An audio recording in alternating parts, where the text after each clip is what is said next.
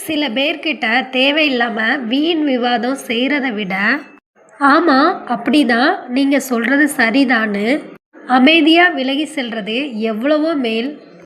அதுதான் பக்குவமும் கூட. ஏன்னா சில பேர் தான் சொல்கிற கருத்து சரிதானா அப்படின்னு சிந்திக்க மாட்டாங்க. தன்னோட தவறு என்னன்னு உணர மாட்டாங்க. அடுத்தவங்க சரியானது சொன்னால் கூட ஏற்றுக்கவும் மாட்டாங்க. அறியாமையால் சில விஷயம் பேசுவாங்க, அதுதான் சரின்னு விவாதமும் பண்ணுவாங்க. முயற்சி தான் ஒரு மனுஷனை வாழ்க்கையில் முன்னேற்றுமே தவிர, பயமும் தாழ்வு மனப்பான்மையும் அவனை அழிக்க தான் செய்யும். நமக்கு எதிரிங்க வெளியிலேருந்து வரணும்லாம் அவசியம் இல்லை. ஒரு செயலை செஞ்சால் அதில் நம்ம தோற்று போயிடுவோமோன்னு அந்த பயம் கலந்த எண்ணம் தான் நம்மளை செயல்பட விடாமல் தடுக்குது. முயற்சி செஞ்சு பார்க்காம நீங்களே முடியாதுன்னு முடிவு பண்ணிடாதீங்க. வாழ்க்கையில் நம்ம அடுத்த கட்டத்தை அடையணும் அப்படின்னா வேற வழியே இல்லை, போராடி தான் ஆகணும். சுயநலம் அப்படின்ற ஒரு எண்ணம் ஒரு நபர்கிட்ட வந்துடுச்சுன்னா அந்த நபர் தன்னை பற்றி மட்டும்தான் யோசிப்பாங்களே தவிர தன்னை சுற்றி இருக்கிறவங்கள பற்றி ஒரு துளி கூட நினைக்க மாட்டாங்க. இப்படிப்பட்ட நபர்கள் மேலே நம்ம வைக்கிற நம்பிக்கையும் அக்கறையும் பார்த்திங்கன்னா அர்த்தம் இல்லாதது தான்.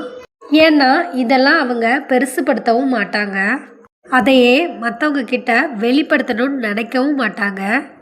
தான் நல்லா இருந்தால் போதும் அப்படின்ற அளவுக்கு தான் அவங்களோட எண்ணங்களும் இருக்கும். அதுக்கு காரணம் அவங்களோட உலகம் ரொம்ப சின்னது. எந்த ஒரு உறவாக இருந்தாலும் சரி, அந்த உறவுக்குள்ளே உங்களை நீங்கள் நிரூபிக்க வேண்டிய சூழல் வந்துச்சுன்னா அந்த இடத்துல விளக்கம் கொடுக்கறத விட விலகி செல்றது தான் ரொம்ப மேல். ஏன்னா அந்த இடத்துல அசிங்கப்படுறதோ அவமானப்படுறதோ உங்களோட பெயரோ மரியாதையோ இல்லை, நீங்கள் அந்த உறவுகள் மேலே வச்சிருந்த அன்பும் நம்பிக்கையும் தான். அதிகம் அப்படின்ற வார்த்தை உங்களை அளவுக்கு அதிகமாக காயப்படுத்தும். அதனால் எதுவுமே ஒரு அளவோட இருக்கிற மாதிரி பார்த்துக்கோங்க. மனசு ஃபுல்லாக வலிகளையும் காயங்களையும் சுமந்துக்கிட்டு வெளியில் எதுவுமே நடக்காத மாதிரி சந்தோஷமாக பேசுகிறதும், அதையும் தாண்டி யாராச்சும் என்னாச்சு அப்படின்னு வந்து கேட்டால் ஒன்றும் இல்லையே அப்படின்னு சிரிச்சுக்கிட்டே அந்த இடத்த விட்டு நகர்ந்து போகிறது தான் சிறந்த பக்குவம் அப்படின்றது. உடல் வலிமை இருந்தால் மட்டும் பத்தாது.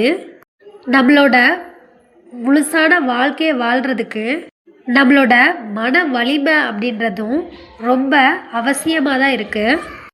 உங்களையே உருக்கி உரமாக்கி நீங்கள் மற்றவங்களுக்காக உழைச்சாலும் அவங்களோட காரியம் முடிஞ்சதுக்கப்புறம் கண்டிப்பாக உங்களை தூக்கி வீச தான் செய்வாங்க. தேவைக்காக பழகக்கூடிய உலகம்தான் இது. அதனால் யாரும் இங்கே யாரு மேலேயும் அளவுக்கு அதிகமான அன்பையோ நம்பிக்கையோ வச்சு ஏமாந்துடக்கூடாது. ஒருத்தங்களுக்கு உதவி செஞ்சால் அவங்க கிட்ட இருந்து நன்றியை பிரதிபலனாக எதிர்பார்க்கக்கூடாது. நம்ம உதவி செஞ்சவங்க நம்மளுக்கு உதவுவாங்கன்னு துளி நம்பிக்கை கூட இருக்கக்கூடாது.